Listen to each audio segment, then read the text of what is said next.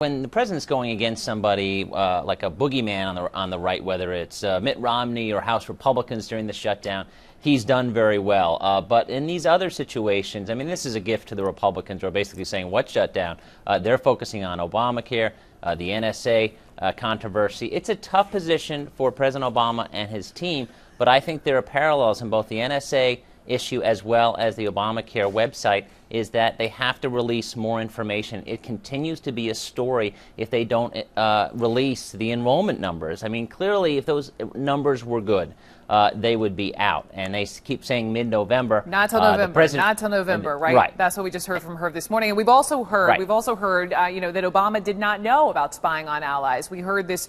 Obama did not know that the healthcare website was such a mess. Is I don't know really an acceptable defense, because at some point, just speaking optically, don't you start to be perceived as out of touch?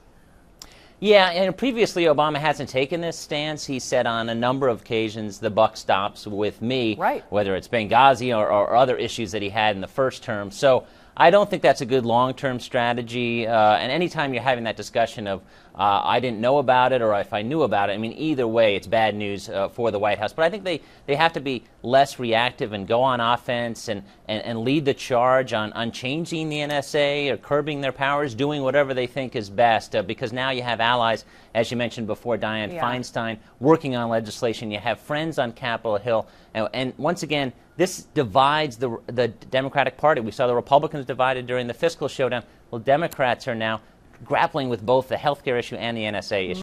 The administration, and you saw it with James Clapper today, starting to say, listen, everyone spies here. The problem is you can't get caught. And somewhere in Russia, Edward Snowden is smiling right now, coming up in congressional testimony like we've heard.